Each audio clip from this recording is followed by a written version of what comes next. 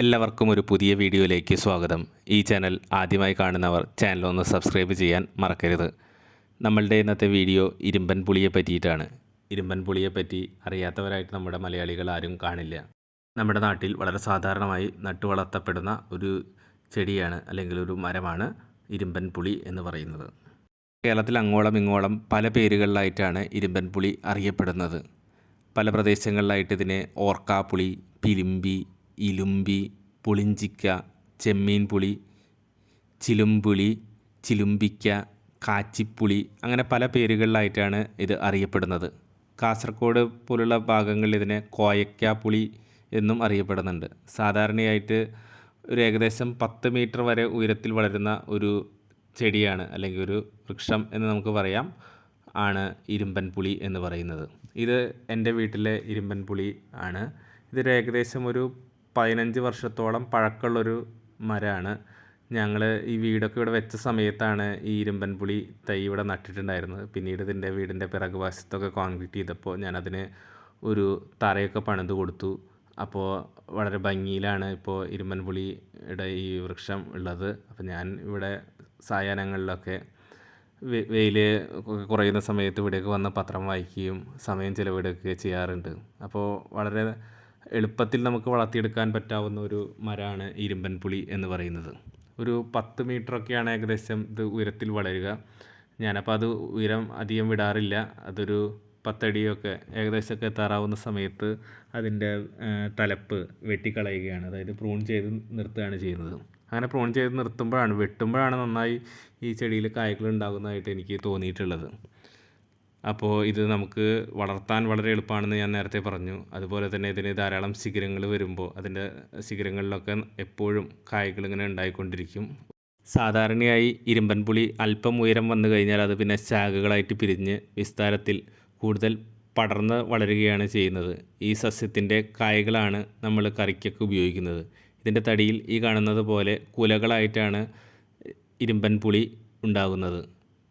തെക്കൻ കേരളത്തിൽ കൂടംപുളിക്കും വാളൻപുളിക്കുമൊക്കെ പകരമായിട്ട് മീൻകറിയിലും ഈ കായ്കൾ ധാരാളം ഉപയോഗിക്കാറുണ്ട്. അതുപോലെ തന്നെ പച്ചയ്ക്ക് അച്ചാറിടുന്നതിനും ഇത് ഉപയോഗിക്കുന്നുണ്ട്.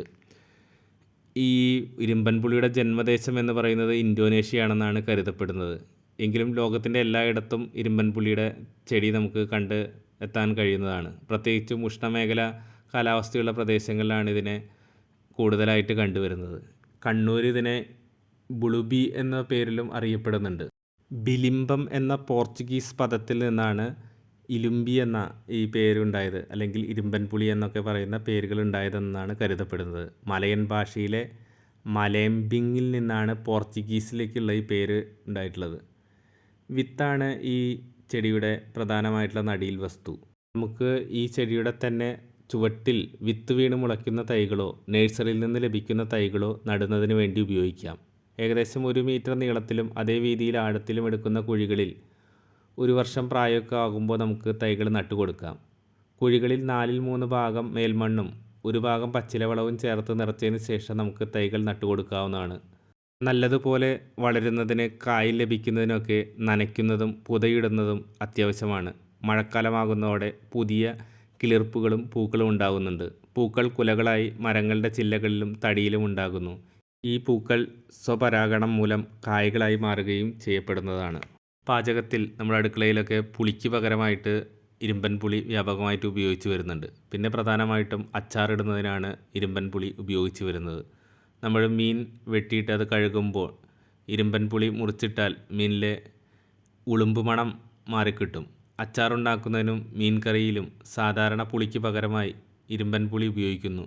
ക്ലാവ്, തുണിയിലെ തുരുമ്പ് കറ എന്നിവയെല്ലാം കളയാൻ ഇരുമ്പിയുടെ പുളിനീര് വളരെ നല്ലതാണ്. നല്ല രീതിയിൽ സൂര്യപ്രകാശം ആവശ്യമുള്ള ഒരു ചെടിയാണ് ഇരുമ്പൻ പുളിയുടെ ഈ ചെടി. അപ്പോൾ നമ്മൾ നല്ല വെയിലുള്ള സ്ഥലത്താണ് ഇരുമ്പൻ പുളി വെച്ച് കൊടുക്കേണ്ടത്. അതുപോലെ തന്നെ വേനൽക്കാലം വരുമ്പോൾ നമ്മൾ ജലസേചനം തീർച്ചയായിട്ടും ചെയ്യേണ്ടതാണ്. ഞാനിപ്പോൾ ഈ തറയിലാണ് നട്ടിട്ടുള്ളതെങ്കിൽ പോലും ഇതിന് കൃത്യമായിട്ട് എല്ലാ ദിവസവും വെള്ളം ഒഴിച്ച് കൊടുക്കാറുണ്ട്. അങ്ങനെ നമ്മൾ വേനൽക്കാലത്തൊക്കെ നന്നായി വെള്ളം കൊടുക്കുമ്പോഴാണ് ഇതിൽ നന്നായി കായ്കൾ ഉണ്ടാകാറുള്ളത്. കുലകുലയായിട്ടാണ് ഇങ്ങനെ കായ്കൾ ഉണ്ടാവാറുള്ളത്. നമുക്ക് വളരെ എളുപ്പത്തിൽ വളർത്തിയെടുക്കാൻ പറ്റാവുന്ന ഒരു ചെടിയാണ് ഇരുമ്പൻ പുളിയുടെ ഈ ചെടി എന്ന് പറയുന്നത്. നമ്മളുടെയൊക്കെ അച്ചാറിടുന്നതിനും നമ്മുടെ വീട്ടിൽ നമുക്ക് അത്യാവശ്യം കറിക്കൊക്കെ ഉപയോഗിക്കുന്നതിനും ഒക്കെ ഇരുമ്പൻ പുളി ഉപയോഗിക്കാറുണ്ട്. കാര്യമായിട്ടുള്ള പരിചരണം ഒന്നും ആവശ്യമില്ലാതെ നമുക്ക് വളർത്താൻ കഴിയാവുന്ന ഒരു ചെടിയാണ് ഇരുമ്പൻ പുളിയുടേത്. നമ്മളുടെ വീട്ടിൻ്റെ മുറ്റത്തൊക്കെ നമുക്ക് വെച്ച് കൊടുക്കുകയാണെങ്കിൽ നല്ലൊരു തണൽ വൃക്ഷമായിട്ടും ഈ ഇരുമ്പൻ പുളി മാറ്റാവുന്നതാണ്. കാരണം അതിലെ വേനൽക്കാലത്ത് നല്ല രീതിയിലുള്ള ഒരു തണൽ നൽകാൻ കഴിവുള്ള ഒരു മരമാണ് ഇരുമ്പൻ പുളി എന്ന് പറയുന്നത്. പിന്നെ ഇതിൻ്റെ ഈ തടിയിലൊക്കെ ഇങ്ങനെ മുഴ പോലെ വരുന്നത് ഈ ചെടിയിൽ വളരെ സാധാരണമായിട്ട് കണ്ടുവരുന്ന ഒന്നാണ്. അത് തടിയിൽ നമ്മുടെ മരത്തിൻ്റെ ഏറ്റവും താഴെ പോലും പൂക്കളുണ്ടാവുകയും അതിലൊക്കെ പുളി നന്നായി പിടിക്കുകയും ചെയ്യുന്നതാണ്. അപ്പോൾ ഞാൻ കുറച്ച് പുളി ഇതിൽ നിന്ന് പറിച്ചെടുത്തിട്ടുണ്ട്. മൂപ്പ് കുറഞ്ഞ പുളി ആണ് നമ്മൾ അച്ചാറിടുന്നതിന് വളരെ നല്ലത്.